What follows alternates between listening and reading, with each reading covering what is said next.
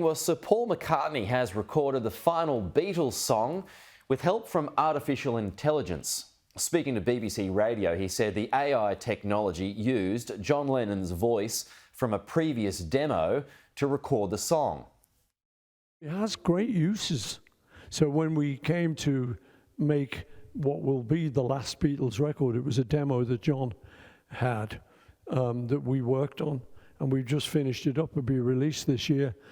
We were able to take John's voice and get it pure through this AI, so that then we could mix the record as you would normally do. You know, so it gives you some sort of leeway. So there's a good side to it, and then a scary side, and we'll just have to see where that leads. Well, it's going to be a certified hit, no doubt about that. Well, joining us live now is the CEO of UK-based AI music startup DAACI, Rachel Lyske, joins us. Rachel, good morning, good evening where you are. Thanks for your time. It's really interesting, this. I mean, is it AI or is it just overdubbing an old voice track? Hi, it's great to be here. It's a great question. The actual technology that they use for this has been around for a while. It's called source separation. And what they're able to do is, under the hood of that, there is AI within it. So essentially what they've done is created a poster out of the audio, and there's yellow bits and red bits. And they said, okay, we don't want any of the red bits. We'll just stick with the yellow. And that, for instance, is John Lennon's voice. And that is an AI tool to enhance a creative process for Sir Paul McCartney to be able to bring us a brand new Beatles song. I get by with all the help from AI is the actual, you know, who in the world doesn't want to hear a new Beatles song? And if this technology can help do that, then sign me up. No, I'm down for it, no doubt. A huge Beatles fan here, but can you really call it a Beatles track if it's not real? Well, I think that's an interesting question, because what makes something real? You know, for people who are, if it's John Lennon's voice, it's Sir Paul McCartney who's written it with him. And that is another example, I think, of amazing innovation that musicians can have. We are technologists at heart. You know, we're creatives, we write music, we use technology to enhance what we're doing. And this is an excellent example of AI being used for that case. This just comes to mind, you know, a little less conversation with Elvis Presley a few years ago now, shot to #1, great dance track, produced well after he died, that version anyway. Then you've got, I think this happened with Michael Jackson too, after he died. So is it with a song he might have done with Justin Timberlake? I'm just thinking off the spot here, so I might be incorrect, but it's somewhat accurate, I think. Is it just a similar vein along that?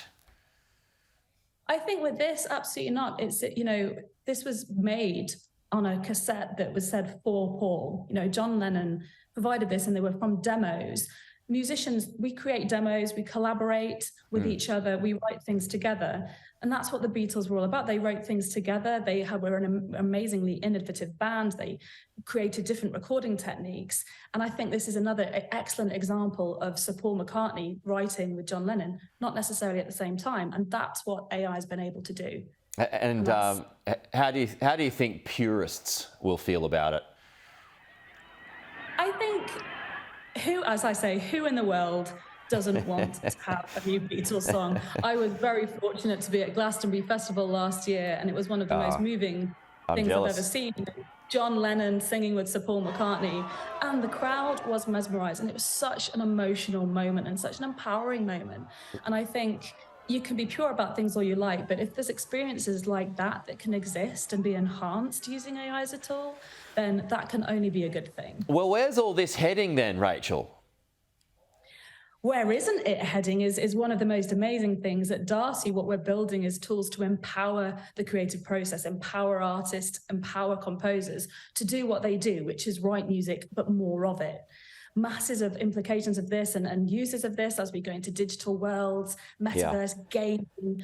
People are wanting more personalized music. And at the moment, music is static. It kind of begins and ends.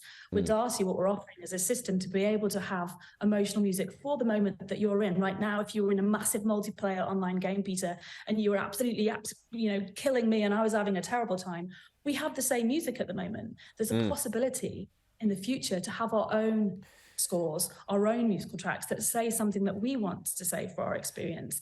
But there is no system on earth that would allow composers to do that until we use this AI tool to help us and empower us to be able to write and be able to create music faster for the experiences that they deserve. So interesting. Rachel, appreciate your time. Thank you. We'll talk to you again soon. You and I and millions of others will be looking forward to hearing what Paul McCartney comes up with there, no doubt.